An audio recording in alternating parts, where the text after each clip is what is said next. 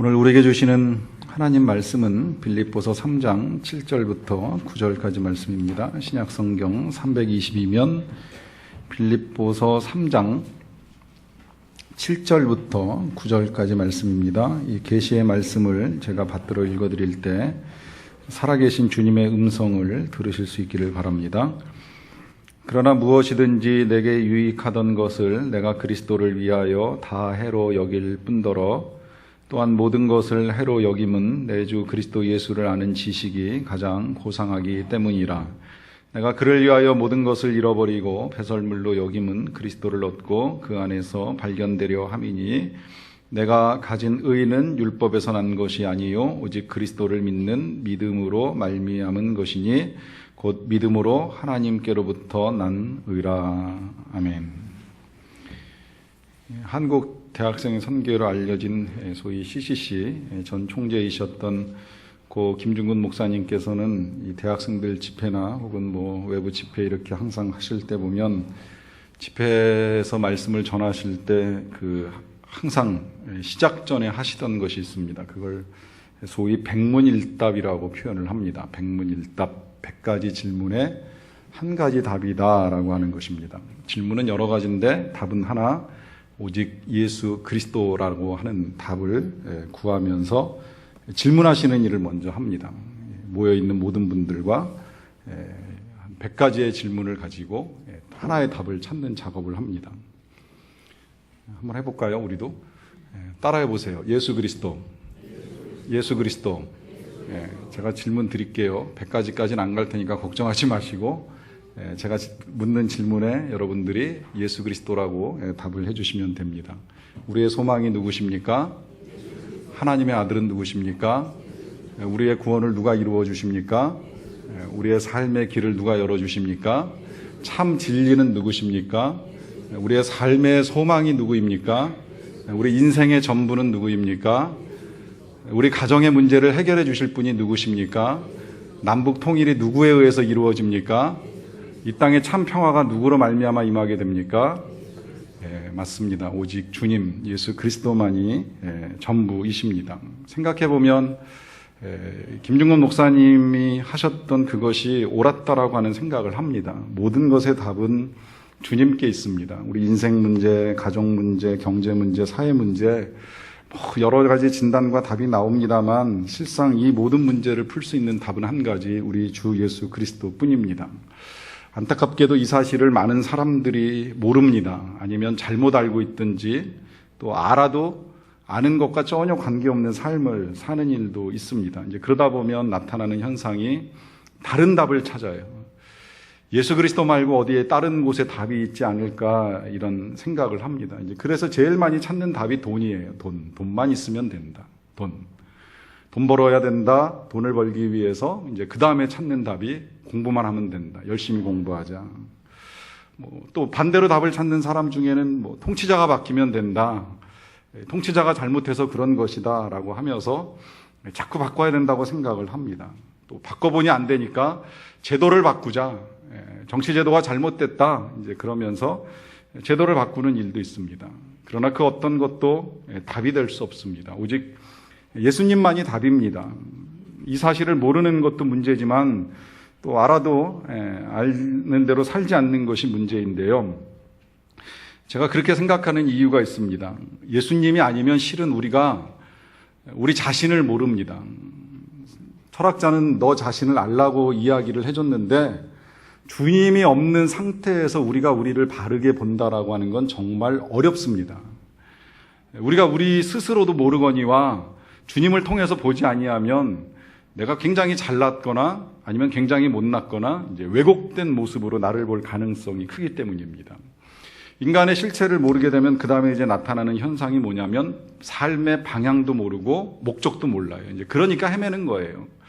그래서 이제 그 방향을 돈으로 잡는 사람도 있고 명예로 잡는 사람도 있고 권력으로 잡는 사람도 있고 자녀에게 쏟아붓는 사람도 있고 각기 나름대로의 생각에 맞춰서 방향을 잡고 나아갑니다. 그리고 그것이 옳다고 생각하고 살아가는 거예요. 그런데 문제는 그렇게 생각하고 살아가는 이 세상 속에서 지금 우리가 매일같이 듣는 이런저런 문제가 터져 나오는 겁니다. 일일이 열거하기도 힘들 만큼 온갖 이 세상의 문제들이 바로 방향 잘못 잡은 사람들에 의해서 벌어지고 있는 일들이라고 하는 것입니다. 티모시 켈러, 팀 켈러로도 우리에게 알려진 목사님이 복음 안에서 발견한 참된 자유라고 하는 제목의 책에서 우리 인간의 본성적인 상태가 처한 상황을 이제 4가지로 열거를 합니다. 공허함과 고통과 분주함과 나약함 4가지로 표현을 합니다. 첫째로 이 공허함이라고 하는 건 우리 인간 자아의 중심이 텅 비어 있다는 거예요. 한껏 부풀어 올라서 우쭐해하며 살아가는 경우도 있지만 정작 그 중심이 비어 있다는 것입니다. 저는 이걸 제가 표현하기를 이제 하나님께서 만들어 놓으신 마음의 빈자리라고 말씀을 드립니다. 이 마음의 빈자리 하나님이 만들어 놓으셨는데 이 빈자리는 원래는 이제 하나님으로 채워야 돼요. 예수님으로 채워도 되고요. 하나님으로 채워야 되는 우리 영혼의 빈자리가 다 있어요. 예외 없이 있어요. 하나님이 그렇게 만들어 놓으셨어요. 이걸 그냥 세상적인 용어로 바꾸자 그러면 종교심 이렇게 생각해도 상관이 없는데 어쨌든 갈망하는 마음을 우리에게 주셔가지고 이 갈망하는 마음을 하나님으로 채우면 만족합니다. 이것이 하나님으로 채워지지 않으면 이제 그 다음에 나타나는 현상이 다른 걸로 채우려고 하는 거예요. 그래서 돈으로 채우려는 사람도 있고 힘으로 채우려는 사람도 있고 욕심으로 채우려고 하는 사람도 있고 문제는 어떤 걸로도 절대 채워지지 않습니다. 이만큼 하면 채워질 것 같은데 절대 안 채워집니다. 그렇게도 돈을 많이 벌었던 록펠러가 기자를 만났을 때 그랬잖아요. 기자가 질문합니다. 돈 많이 버셨는데 만족하십니까? 못합니다. 얼만큼이 필요한 겁니까? 조금 더. 왜 조금 더 필요할 거예요? 그렇게도 많은 돈을 벌었는데 뉴욕 시민들이 다 평생토록 마실 수 있는 수돗물을 자기 돈으로 다 내어줄 수 있을 만큼의 돈을 벌었음에도 불구하고 그래도 조금 더. 왜 그럴까요? 하나님으로 채우지 않으면 안 되는 거예요. 아무리 넓은 집에 살고 아무리 좋은 차를 굴려도 그래도 한 달, 2달 지나버리면 우리의 만족함이 사라지는 이유 영혼의 빈자리가 예수님으로 채워지지 않으면 안 된다는 것입니다. 이게 공허함이에요. 근데 이걸 모르다 보니까 이제 이 공허함을 채우기 위해서 사람들이 애씁니다. 그 애쓰는 그 자체가 이제 두 번째 괴로움이라는 거예요. 삶 자체가 괴로워요. 이걸 채우기 위해서 괴로운 거예요. 사실은 예수님으로 채워지고 나면 괴로울 것도 없어집니다. 주님으로 충분하니까 욕심낼 것도 없고 싸울 일도 없고 충분한 거예요. 그런데 이게 안 채워지니까 그 다음에 이제 그걸 채우기 위해서 이렇게 저렇게 하다 보면 삶의 괴로움이 임하는 겁니다. 그리고 그걸 채우기 위해서 이제 또 하나 나타나는 현상이 분주함이라는 거예요. 이 분주함이라는 건 이 자신의 것을 채워나가는 것뿐만 아니라 그 채워지지 않는 것이 채워진 것처럼 착각하고 살아가려다 보니까 이제 남들과 자꾸 비교하게 됩니다. 경쟁하게 되고 그러다 보니까 굉장히 바빠지는 현상들이 나타나는 거죠. 그 분주함 가운데에 나타나는 현상이 경쟁이고 이 교만이라고 할 수 있겠는데 그러다 보니까 이제 자랑거리를 만들기 위해서 애를 씁니다. 그런데 그렇게 막 자랑거리를 만들면서 이 살아가다가도 또 뭔가 내 생각대로 자랑할 것이 사라지거나 잘 안 된다라고 하는 생각이 들면 그때 이제 인간이 한없이 나약해집니다. 한껏 부풀어 오른 풍선 마냥 우쭐해지고 높아지다가 뭔가 안 된다 싶을 때는 우울함에 빠지고 연약함에 빠지는 우리의 현상을 말하는 겁니다. 그래서 결국 사회 문제, 경제 문제, 또 뭐 경쟁 문제까지라도 다 여기서 비롯된다고 할 수 있겠는데요. 이 문제를 어떻게 해결해 갈 것이냐라고 하는 것입니다. 2014년도 일본에서 베스트셀러 1위에 올랐었고 우리나라에서도 굉장히 많이 팔린 걸로 알려지고 있는 이 기시미 이치로라고 하는 사람이 쓴 책 미움받을 용기라고 하는 제목의 책이 있습니다. 최근에 그 2편이 나왔는데 책에서 저자가 그런 말을 해요. 타인에게 미움받는 것을 두려워하지 아니하면 해결된다. 이것은 용기의 문제이다. 타인의 기대를 만족시키기 위해서 살지 말 것을 당부한다. 타인의 기준으로 자신을 봄으로 인해 행복을 잃어버릴 수 있다. 그래서 자기 나름대로의 기준을 만들어라. 어떻게 보면 틀리지 않은 것 같지만 조금 위험스럽습니다. 일단 거기까지는 괜찮아요. 타인을 기준으로 삼지 않는 건 참 중요한 일입니다. 사도 바울이 고린도전서 4장에서 이런 고백을 해요. 나는 너희에게나 다른 사람에게나 판단받는 것을 중요하게 생각하지 않는다라고 하는 말을 합니다. 사도 바울이 고린도전서를 쓸 때에 이 고린도 교회 안에는 사도 바울을 좋아하는 사람도 있고 싫어하는 사람도 있었어요. 사도 바울을 좋아하는 사람도 있지만 아볼로를 좋아하는 사람도 있었습니다. 그런데 그런 문제를 놓고 편지를 쓰면서 하는 말이 나는 너희들에게나 다른 사람들에게 판단받는 것을 중요하게 생각하지 않는다. 나 자신도 또 나를 판단하지 않는다 그래요. 귀담아 들으시면 여러분들이 자유하게 살아가는 데 굉장히 도움되실 거라고 생각해요. 다른 사람들이 나에 대해서 어떻게 생각하는지에 대해서 신경 쓸 필요 없다는 거예요. 이게 지금 미움받을 용기하고 이제 일맥통하는 부분입니다. 그리고 나 자신도 나에 대해서 판단하지 않는다는 사도 바울의 고백은 굉장히 복음적입니다. 왜 복음적이냐면 그 다음에 이어지는 말씀이 이렇게 이어지기 때문입니다. 나를 판단하실 이는 한 분뿐이시니 곧 그리스도시니라. 오직 예수님이 나를 어떻게 생각하시느냐가 중요한 것이지 내가 나를 생각하는 거나 다른 사람이 나를 생각하는 거나 이거 다 필요 없다는 거예요. 다 중요하지 않다는 거예요.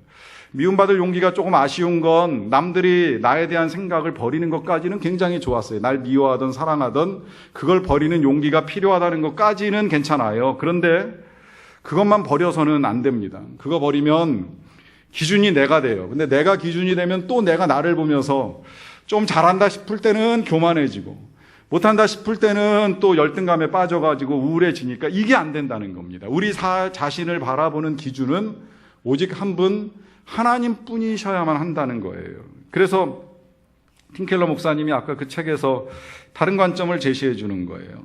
자기만의 기준 혹은 다른 사람의 기준에 맞게 삶으로써 자긍심을 높이려는 노력은 한낱 속임수에 불과하다. 해결책이 될 수 없다. 왜 그럴까요? 앞서 언급했던 우리의 그 모든 현상들, 분주함이나 공허함이나 나약함이나 혹은 이 모든 괴로움의 원인은 결국 하나님을 떠난 상태이기 때문입니다.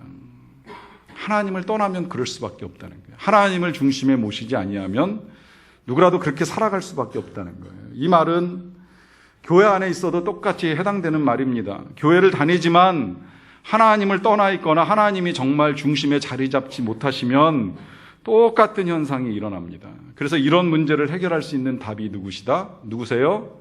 예수 그리스도. 인생의 전부이신 예수 그리스도가 필요하다는 거예요. 초대교회 성도들을 생각해 봐요. 이 초대교회 성도들을 생각하기 전에 누가 그런 가정을 하셨는데 그 가정도 우리가 조금 한번 생각을 해볼 필요가 있어서 말씀을 드려요.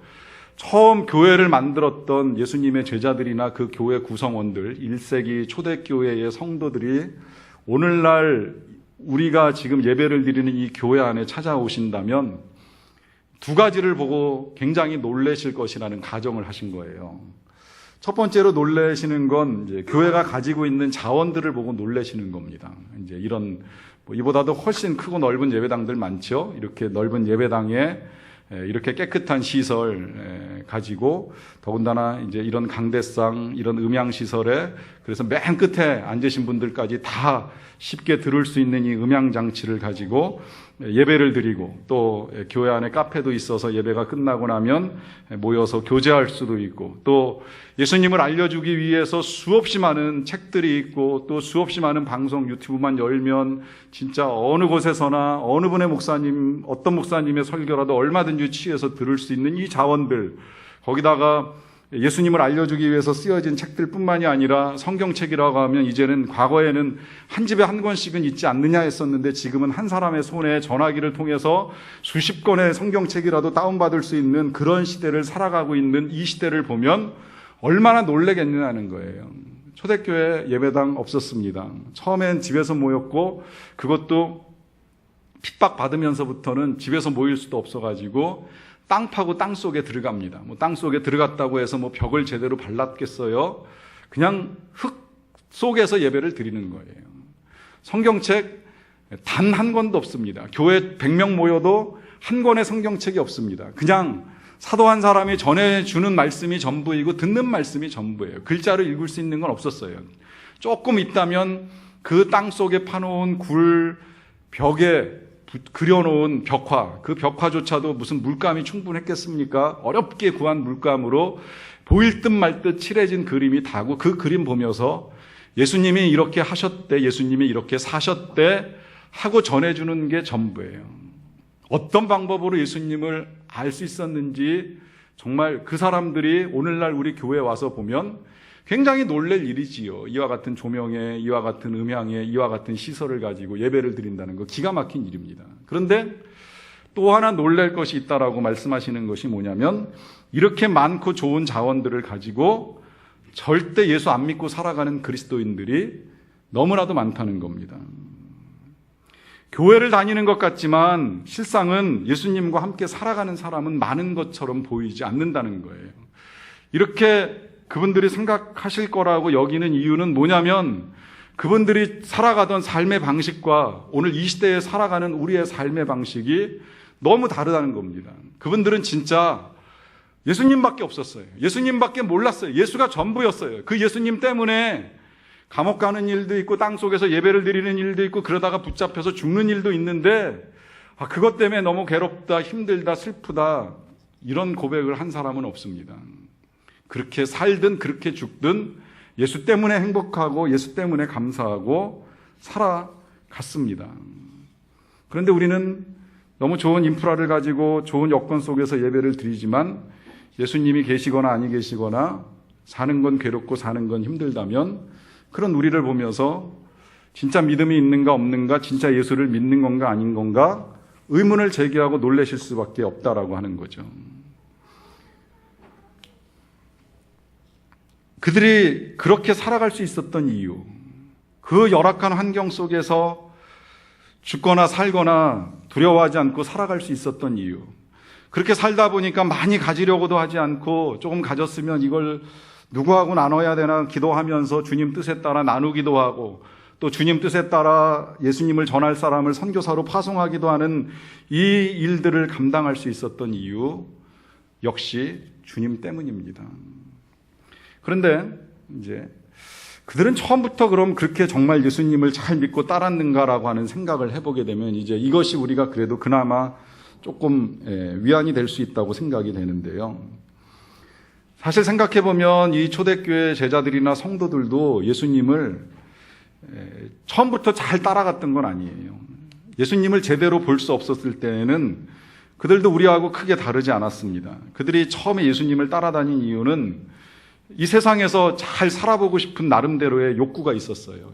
예수님 따라다녀서 부를 얻거나 권력을 얻거나 명성을 얻거나 신분 상승, 말 그대로 어부에서 뭔가 관료가 될 수 있는 기회를 찾을 수 있지 않을까? 아니면 개중에는 예수님과 함께라면 그토록 열망하던 민족 독립을 이루지 않을까라고 하는 이런 것들에 대한 관심이 많았습니다. 그래서 따라다닌 거예요.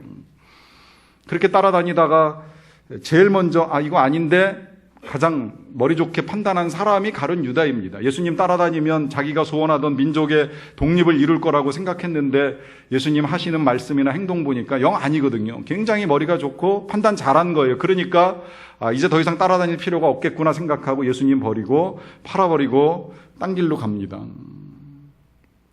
근데 사실 가룟 유다뿐만이 아니라 다른 제자들이 다 똑같았어요.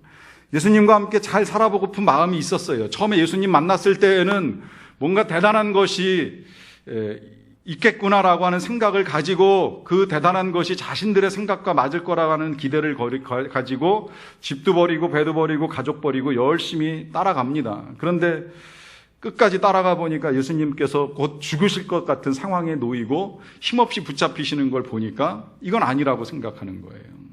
그래서 배신하고 도망갑니다. 저주하고 부인하는 일이 있었습니다.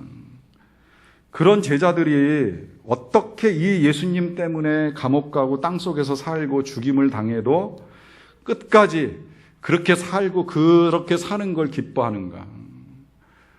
그 이유를 우리가 분명히 알아야 된다는 거예요. 그 이유는 부활하셔서 영원히 살아계신 예수님을 만났기 때문입니다. 죽으신 예수님이 부활하시고 난 다음에 그 부활하신 예수님을 만나고 나서 지금까지 자기들이 알고 있었던 예수님을 뭔가 잘못 알고 따라왔다는 걸 분명하게 알게 된 거예요. 이 예수님이 하나님이 보내신 하나님의 아들, 살아계신 하나님이신 것을 분명하게 알게 된 거예요. 지금까지는 말로만 듣던 하나님, 눈으로 볼 수 없었던 하나님인데 그 하나님이 우리랑 똑같이 몸을 입고 이 땅에 오셔서 그 능력과 사랑을 다 보여주셨다는 사실을 깨닫게 되니까 일단 제일 먼저 하나님이 살아계신 것이 너무나도 분명합니다. 부정할 수 없는 사실이 된 거예요. 하나님이 살아계신다. 그 다음에 두 번째로 그 하나님, 살아계신 하나님께서 자기들을 사랑하신다는 사실이 틀림없어진 겁니다. 왜냐하면 사랑하시지 않는다면 그 제자들을 다시 찾아오실 이유가 없어요. 찾아와서 다시 만나시고 같이 떡을 나누시고 이제 너희들에게 교회를 맡긴다고 부탁하시면서 가실 일이 없어요. 사랑이 없다면 어떻게 하셔요?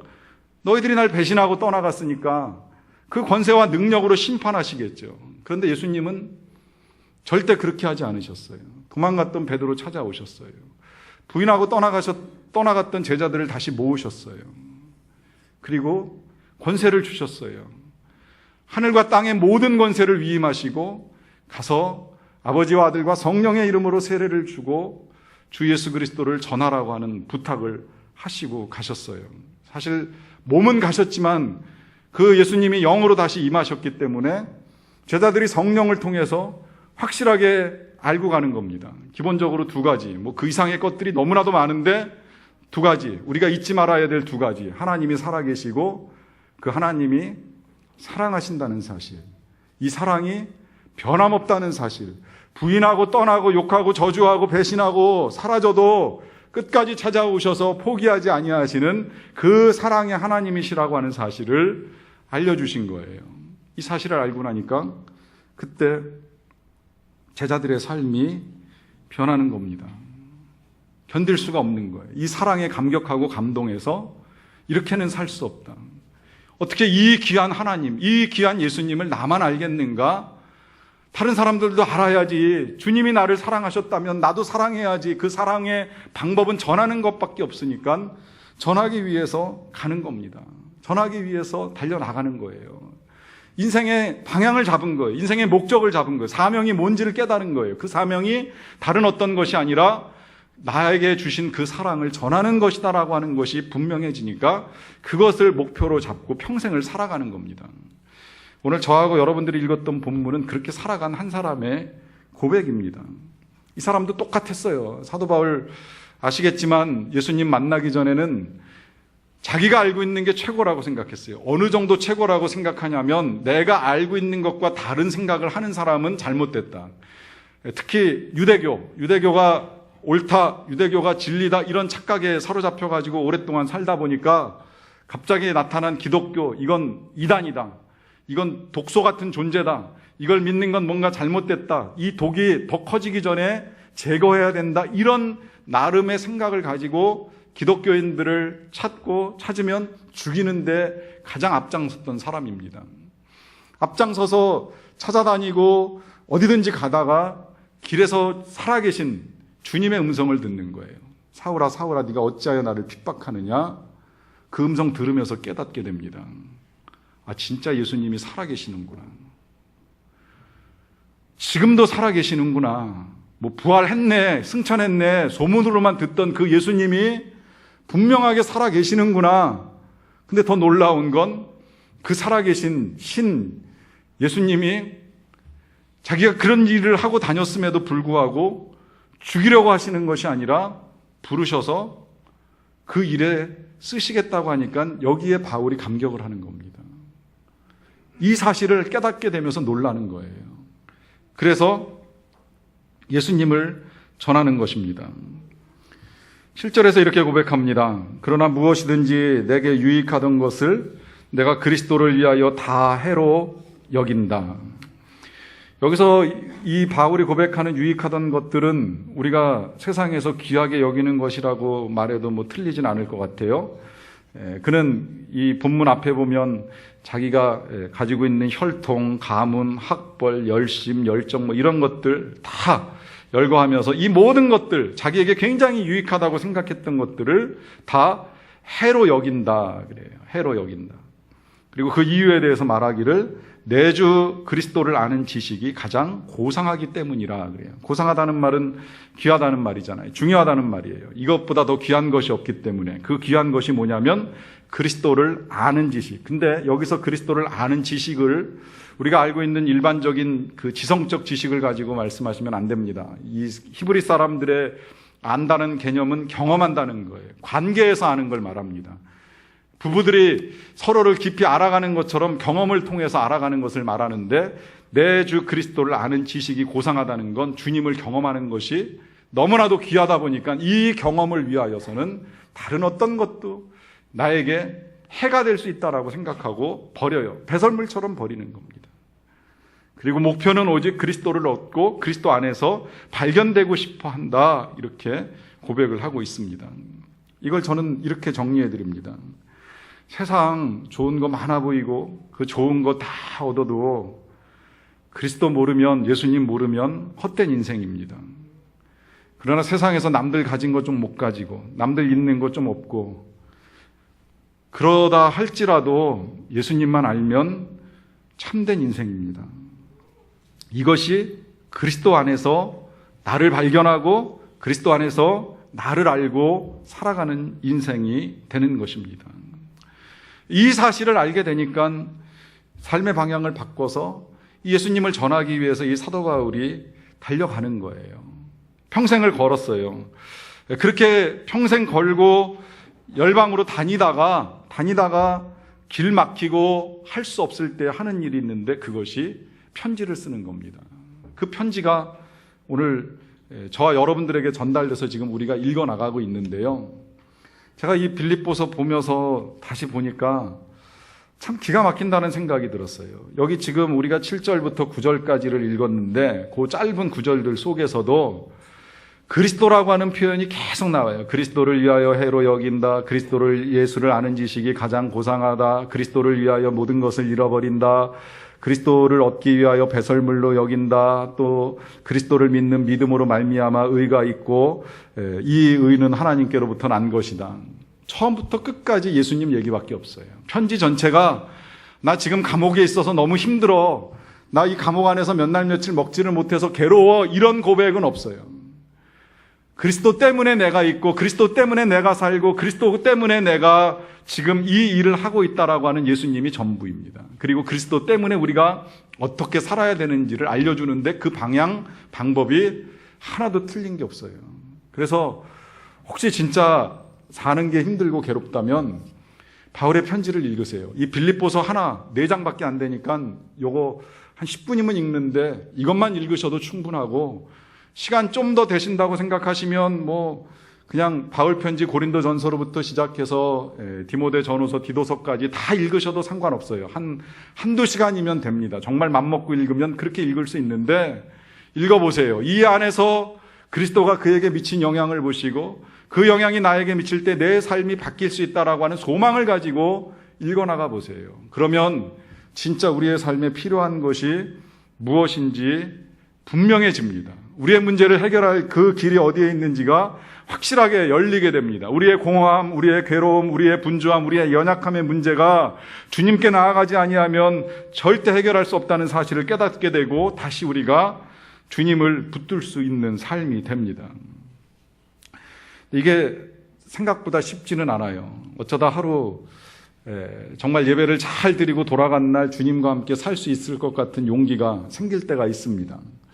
혹시 지난 한 주간 어떻게 보내셨는지 모르겠어요. 여러분들 지난주일 말씀을 기억하십니까? 관계 능력이신 예수님이라고 하는 말씀을 제가 전해드리면서 부탁드리기는 집에 가실 때에 꼭 예수님 여기 놔두고 가지 마시고 모시고 가시라고 부탁을 드렸어요. 여러분들의 가정 안에도 예수님이 계신 것처럼 마치 정말 귀한 분이 집에 오셔서 몇 날 동안 함께 머무시는 것처럼 그렇게 한번 살아봅시다라고 하는 부탁을 드렸습니다. 저도 그래서 그렇게 살아보려고 애를 썼는데 쉽지 않아요. 물론 잘된 부분도 있지만 안 된 부분도 있어요. 안 되는 이유는 우리가 그렇게 살려고 하면 또 내버려 두지 않는 존재가 있잖아요. 사탄이 시험을 합니다. 유혹을 합니다. 핍박을 하거나 마음에 괴로움을 가져다 줍니다. 그러다 보면 자꾸 좋은 건 다 잊어버리고 그 괴로운 것들만 묵상하다 보니까 이게 정말 힘들어요. 그런데 중요한 건 뭐냐면 그 순간에 포기하지 마시라는 거예요. 그 포기하지 않는 방법으로 제가 최근에 취한 방법이 일기를 쓰는 겁니다. 매일 저녁마다 일기를 써요. 일기를 쓰는 이유는 하루를 돌아보는 겁니다. 오늘 아침부터 밤에 잠들 때까지 하루 종일 내가 주님과 얼마나 동행했나, 얼마나 예수님을 모시고 살아갔나, 얼마나 예수님을 생각했느냐라고 하는 걸 점검하는 일을 하게 됩니다. 생각보다 도움이 많이 돼요. 그런데 문제는 이 일기조차도 꾸준히 쓰는 게 참 어렵습니다. 이제 그래서 취한 방법이 지금 우리 교역자들하고 같이 일기 쓰기를 하고 있어요. 감사하게도 우리 교역자들이 흔쾌하게 하는 걸 동의해줘서 함께 일기를 쓰고 함께 일기를 공유합니다. 우리 같이 이제 묶여있는 사이트에서 일기를 올리고 일기를 나눠요. 이렇게 하는 이유는 뭐냐면 서로 일기 쓴 내용을 가지고 격려도 해주고 또 함께 하기 때문에 포기하고 싶고 멈추고 싶을 때에 서로 격려를 받는 일들을 할 수 있기 때문이에요. 그러면서 조금씩 달라지고 있는 우리의 모습을 보게 됩니다.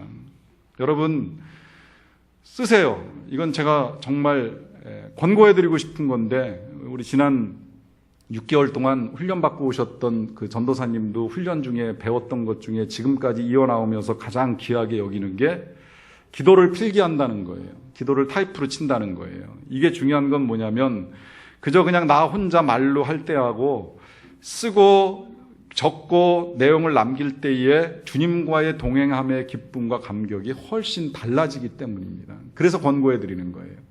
이 일을 위해서 우리 교회가 지금까지 묵상교제를 만들어 왔고 그래서 주님과의 동행을 힘쓰시도록 도와드렸는데 이제 다음번부터는 방향도 좀 바꿀 거예요. 이게 이제 그냥 묵상이 아니라 일기로 쓸 수 있도록 좀 안에 내용을 새롭게 구성해서 만들어서 지금 이제 디자인하고 있는데 그렇게 되면 여러분들이 좀 더 주님과 가까워지고 정말 내 인생의 전부가 예수님이라고 하는 사실을 경험할 수 있도록 하기 위한 일들입니다.